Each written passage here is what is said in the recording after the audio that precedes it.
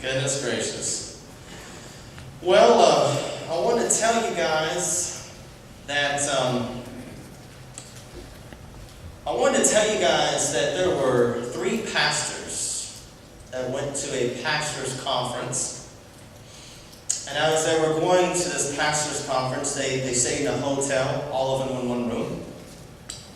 And the first pastor says, "Hey, I got an idea. Why don't we tell each other our secretive sins? Let's tell each other about our secret sins." So the first pastor says, "You know what? I'll go first." So the first pastor said, "My secret sin is the entire congregation thinks that I pray for them, and I don't. They think that I'm this prayer warrior, and I'm not."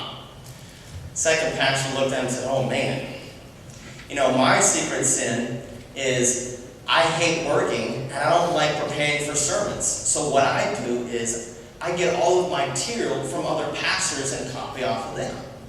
So the third pastor goes, "Oh wow. Well, my secret sin is I'm a gossiper, and I can't wait to leave this room to tell everybody." I say all that to say that tonight we're going to be looking into the life of King David, of how he thought that he could cover up his secret sin. That we're going to be looking at certain truths of how it began into a downward spiral. We're going to be learning and looking at his life of how we can safeguard ourselves so we don't get in a similar situation as King David did. Let's bow our heads in prayer. Father God, we just have a tremendous, great opportunity. Lord, my prayer is that it would not be me, but Lord, it would be your word that communicates, that speaks, that penetrates, that derives the hearts to spring up forth life, to spring up forth truth from your very word. Father, I pray that I would just be a trumpet, that I would be a mouthpiece, a mortal human being, Lord, that you would use to communicate effectively your word. In your heavenly name, Lord Jesus Christ, amen. Well, tonight we're going to be looking in 2 Samuel, Old Testament. The books of Samuel, 1st and 2nd Samuel, let's just kind of go over a little bit of the background, the context, before we dive in here. The books of 1st and 2nd Samuel, they cover the history of the people of Israel. More importantly, 2nd Samuel is about King David's reign. In the books of Samuel, it's all about the people no longer wanting a theocracy. They not only want God to govern them, but they want a human being to govern them. So in the books of 1st and 2nd Samuel, God has placed Saul into kingship, then David, and then David his successors, and then we see the bloodline of the Messianic reign of Jesus Christ. We also see in 2 Samuel specifically that Israel respects David. He has this huge family, that he had victorious military and great expansions. We also see that one of the themes throughout 1st and 2nd Samuel is that the personal and national effects of sin. And tonight we're going to look particularly in 2 Samuel chapter 11 and chapter 12. This is where we see the fall of David. So if I could say tonight, the main thought, the big idea, the umbrella here is this: that birthing sin brings death. Birthing sin brings death. And as I was reading over this, as I was meditating on this, the question that came to mind is, how does one get into a downward spiral? What does this look like? How does this happen? Well, let's look into 2 Samuel chapter 11, the first 2 verses. "It happened in the spring of the year, at the time when kings go out to battle. But David sent Joab and his servants with him, and all Israel. And they destroyed the people of Ammon and besieged Reth. But David remained at Jerusalem. Then it happened one evening that David arose from his bed and walked on the roof of the king's house. And from the roof he saw a woman bathing, and the woman was very beautiful to behold. Well, first of all, we look and it says it happened in the spring. Springtime was the time that all military soldiers and army would go out to war, because the rainy season, the drought, the winter season's done, crops are out, it's easier to walk on paths and so forth. We also look in here, it says Rabith. The previous chapter, in chapter 10, they were engaged in battle with the Ammonites.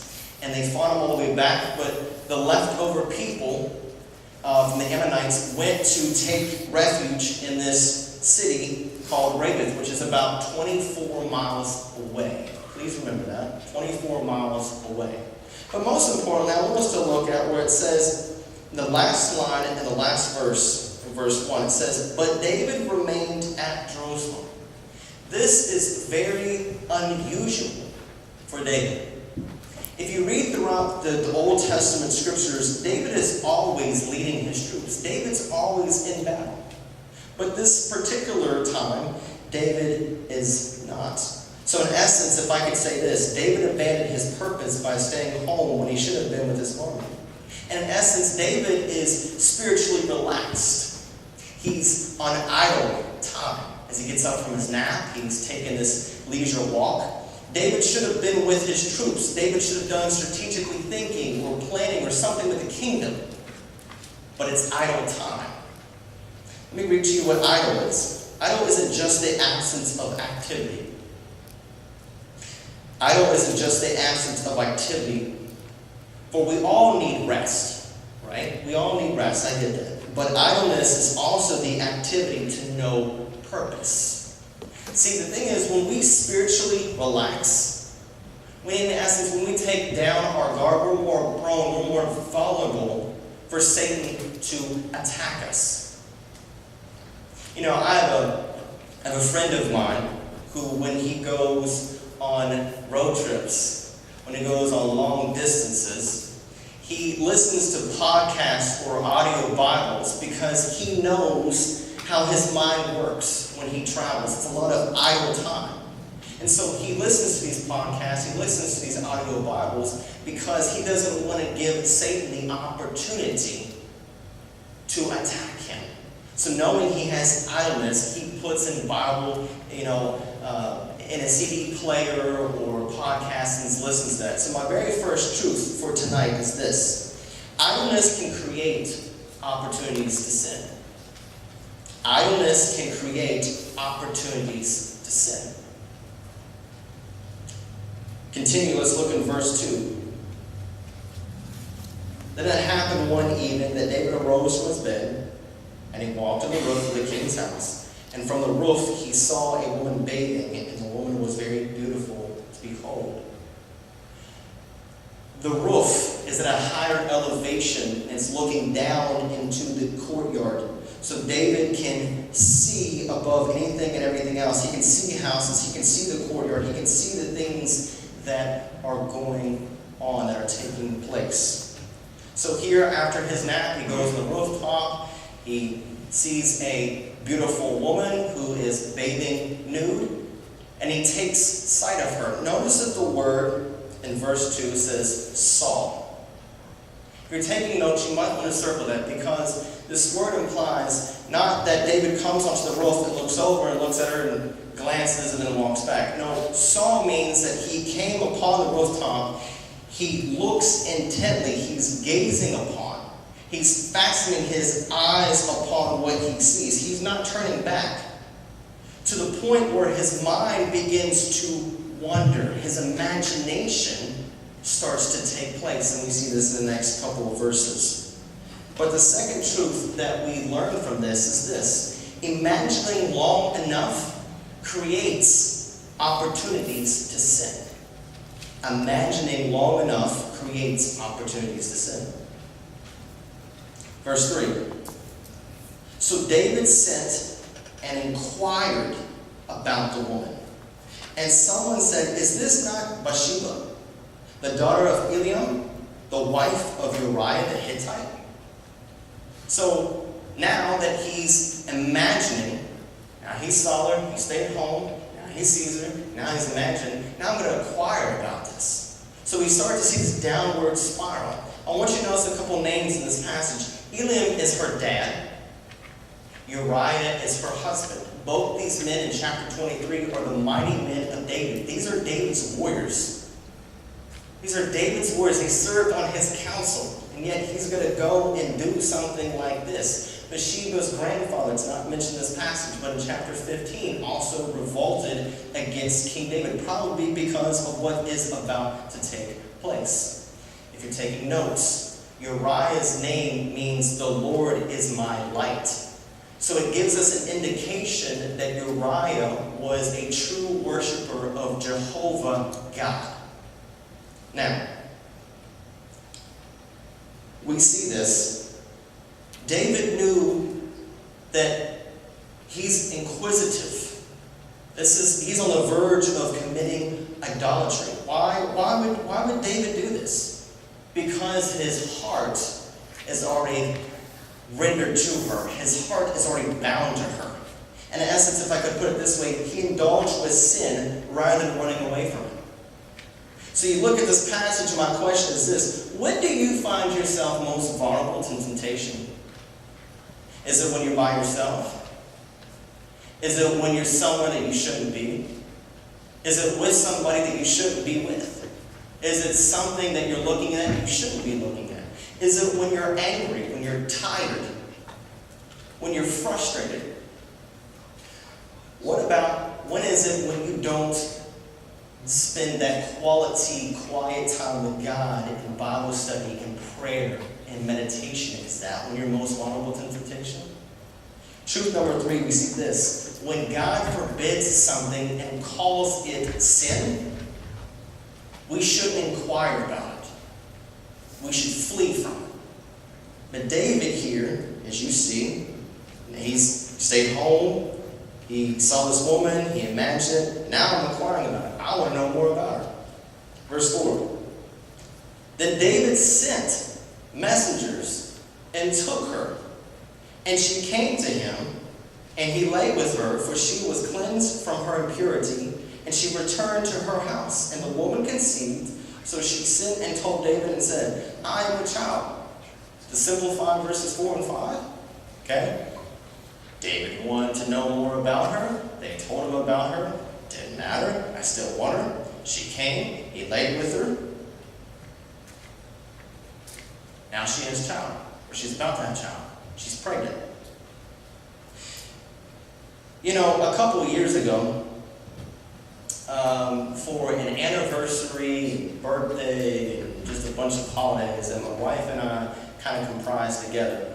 Kids now these days sell these coupon books. And in this coupon book, there was this, I thought it was a deal of buy one night, get one night free. That you would stay in this castle in a different state.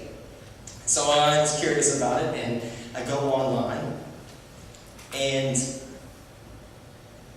I go online, and I look at all these details and so forth, and I see these pictures, and from an angle, the pictures look nice. You know, the food looks like it's a bed and breakfast castle, okay? And everything looks good. It looks enticing. It looks good. We get there, folks, all I can say, it was like a Scooby-Doo mystery. It wasn't a castle. It was maybe a big house. They were doing renovations. You would think that it would be out somewhere like a remote location because it's a castle, romantic. No, it was downtown in the city. There's drag racing right beside our window on Friday and Saturday night. Bats were in our fireplace. It's the first time I've ever, took a bath in a pink bathtub. Like, the breakfast was not even a real breakfast. It literally was microwave breakfast. But from the pictures, it looked good. It looked nice. It looked enticing. My point is this. A lot of times we look at sin, we look at temptation like, man, that looks good. But when you step back and you see the big picture, it's dark, it's grim, it's devastating. It's to the point where a meat hook can rip out our hearts and we're bound to that sin. That's what sin does. Verses 4 and 5, this is what was taking place. David was king. Now she could have said no. But because of David's power, because of his authority, if she would have said no, there's a chance, it doesn't say in the scripture, but because of his position, based upon the text, he could have had her killed because of his position. Now, we look at the word took. And the word took is to take away, it means to receive her. But if I could simplify that, it pretty much means it takes two to tango. It's two to tango. Now, David is in full throttle. He deliberately is sitting on purpose now. There's nothing stopping him. At the end of verse 4 it says, "For she was cleansed from her impurity, and she returned to her house. And the woman conceived, so she sent and told David and said, I am a child." All right, well, before she went to David, it was a time of month for her as a woman. And through different Levitical laws, there's a certain process of purification that she has to go through before she can go see David. Now my question, it doesn't have in the text. This is just me thinking out loud. If she was going to purify herself, if she was going to go through the Levitical laws of purification and bathing and so forth, why did you do that outside? I can't help but sometimes just imagine, was it because my husband's away and I'm available and I know I'm beautiful, or maybe we don't know. What we do know is this though. It was a serious crime in the nation of Israel for adultery. So serious that it was to the point of stoning to death. Now, so you've got facing death, and now his household and servants know. So it's known public. So his reputation and his character is pretty much going to go downhill. Truth 4. When we act upon our desires, we commit sin. When we act upon our desires, we commit sin. Verses 6 all the way to the end of the chapter, verses 27. We will go verse by verse. I'll break this down. But in essence, from 6 to verses 27, David is literally trying to cover up his sinful actions by deceiving others. Verses 6 through 8. Then David said to Joab, saying, "Send me Uriah the Hittite." And Joab sent Uriah to David. When Uriah had come to him, David asked how Joab was doing, and how the people were doing, and how the war prospered. And David said to Uriah, "Go down to your house and wash your feet." So Uriah departed from the king's house, and a gift of food from the king followed him. So in essence, David is starting the process. I'm going to try to cover up my sin. I'm going to pull this man from the battle, the military that's going on 24 miles away. And in essence, "Hey guy, how are things? Let's small talk. How's Joab? How's the army going? How's things going? Oh, great, good. Okay, then to the point where it says, wash your feet. Wash is a ritual of what you would do because your feet would be dirty before you went to bed. The food basket, like edible arrangements, David is trying to get him to sleep with his wife. That way, when she does give birth, hey, it's your child. Watch this though. Verses 9. But Uriah slept at the door of the king's house with all of the servants of his Lord, and did not go down to his house. What's interesting that I found about this is in 1 Samuel 21:5, it suggests that anybody in David's military, anybody in his army, would abstain from sexual intercourse. So Uriah coming home to this would have been very questionable, like, why is my commander-in-chief, the guy who's all about us abstaining, why is he asking me to do this? So you got David who's trying to get him to sleep with his wife. The guy didn't sleep with his wife. He slept with the servants in the palace. And then we look in verses 10 through 13. So when they told David, saying, Uriah did not go down to his house, David said to Uriah, "Did you not come from a journey? Why did you not go down to your house?" And Uriah said to David, "The ark in Israel and Judah are dwelling in tents, and my lord Joab and the servants of my lord are encamped in the open fields. Shall I then go to my house to eat and drink and to lie with my wife?" As you live and as your soul lives, I will not do this thing. So to simplify this, King David's like, hey, why don't you relax and enjoy the company of your wife, lay with your wife, be with your wife, eat and be merry in your household. Joab's like, well, not Joab, I'm sorry.